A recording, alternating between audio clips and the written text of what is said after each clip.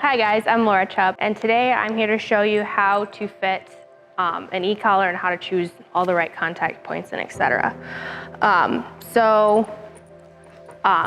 use e-collar technologies for all of my dogs, and so first off, you'll need to choose what contact points you need. So for her, what we're going to use is just the normal long hair, which come with any e-collar you buy, but they also offer a variety.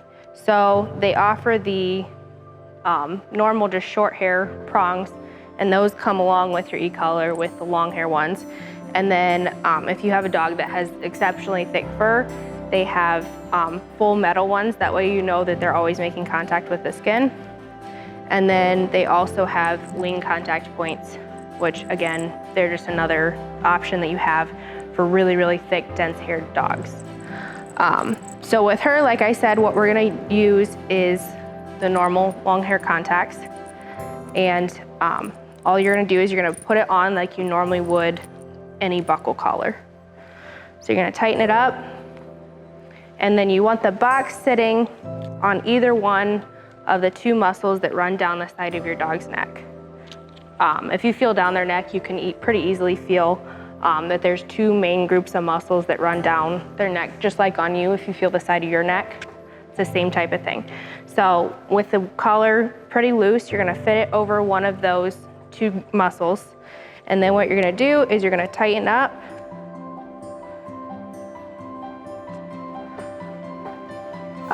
You're gonna tighten up until you can only fit 1 to 2 fingers under the collar.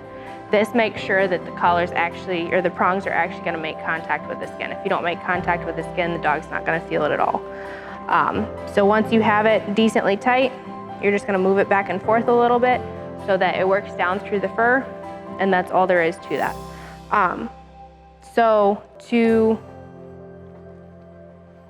The other thing you're gonna need to know is how to change your contact points. So your collar will come with a nice little tool that just fits over your contact points, and you're just gonna turn it, and then they just screw loose so you can put the other ones on. So to turn on your collar and your remote, all you're gonna do is, there's 2 red dots. So there's a red dot on your remote, and then there's a red dot on your collar. All you're gonna do is you're gonna line up the 2 red dots. There's one on your collar and there's one on your remote. And when you line up those 2 dots, it'll flash green, showing that it's turned on. And then once it's on, it'll sit there and flash green. So that's how you turn on your collar. To turn on your remote, there's 2 buttons on the back of your remote. There's one that says on, off, and light, and there's one that says M/C on it.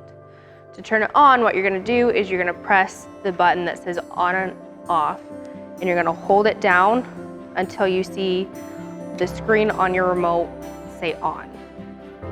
Once it's on, you'll see a 1D on the top, and that stands for one dog system.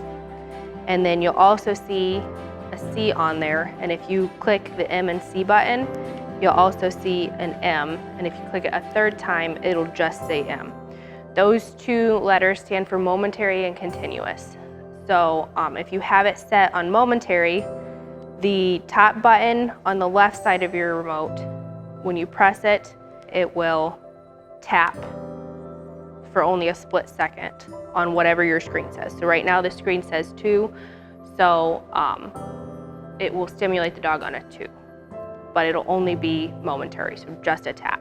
And then if you press the bottom button, it will add 5 or 10 or whatever you set the bottom button on. It will add that number to the number that it shows on your screen. So when I push that, right now it's set at a 5, so it'll jump up to 7 from the 2 that we have it set on. So that's what will happen whenever you have it set on an M. Both will only be momentary. The top one will do what the screen says, and the bottom one will jump up 5.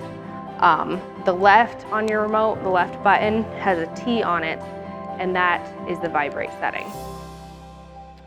When you have it set On only the C, you can hold down for as long as you need to on, or it times out at I think 10 seconds, sorry. The top button again will do what the screen says, but it's continuous, so it'll hold down as long as you're holding the button down. And then the bottom button will add 5 to whatever your screen says. So right now it's on a 1, it'll jump up to 6 as long as I'm holding down the button. And then again, the same thing, your top left or top right button will be the vibrate. And then you can also have it set at M and C. That will make your top button momentary and then your bottom button continuous. It won't add any numbers to the number on your screen. It'll just set the top one to the momentary, so that'll just tap, and the bottom one will hold down as long as you need to. So then to return your remote off, all you're gonna do is you're gonna hold down that on-off button again until it says off. All right, guys, that's all I have for you today. Thank you for watching.